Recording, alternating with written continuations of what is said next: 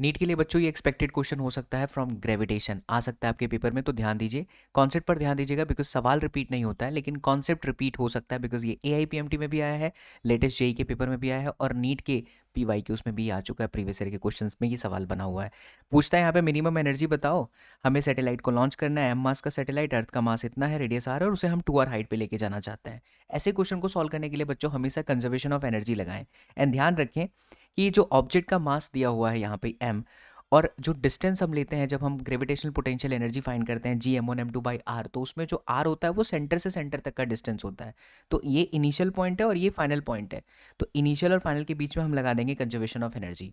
Conservation of energy क्या कहती है बच्चों? Kinetic energy as well as potential energy initially, kinetic energy plus potential energy finally. तो initially यहाँ पर कितना एनर्जी मिनिमम है तो हमने के मिनिमम लिख दिया, और पोटेंशियल एनर्जी का फॉर्मूला लगा दिया Gm1m2/r, लेकिन माइनस होता है तो आपने माइनस किया, और r जो है इन दोनों के बीच का डिस्टेंस। लेकिन जब ये फाइनली यहाँ पहुँचता है तो सेंटर से सेंटर तक का जो डिस्टेंस होगा वो होगा 2r + r, that is 3r।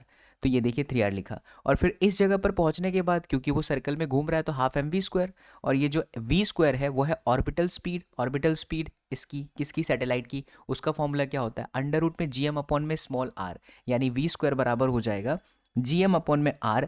Again बच्चों r कहाँ से?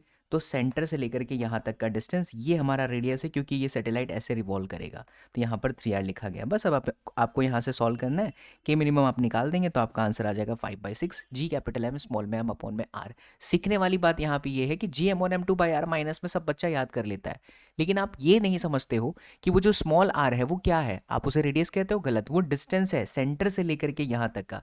हाँ, इस केस में गोल गोल घूम रहा है तो आप रेडियस कह सकते हो, लेकिन हर जगह पर रेडियस नहीं होता। It is the distance from the centre to that satellite. तो बच्चों इसी तरीके से अगर आप फिजिक्स सीखना चाहते हैं फील के साथ तो आप मेरा लेटेस्ट बैच ज्वाइन कर सकते हैं।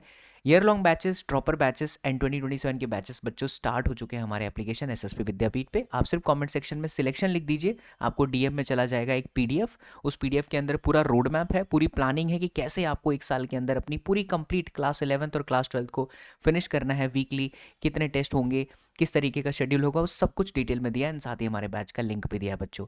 जल्दी से कमेंट कर दीजिए सिलेक्शन। मिलते हैं अगली वीडियो में। जय हिंद।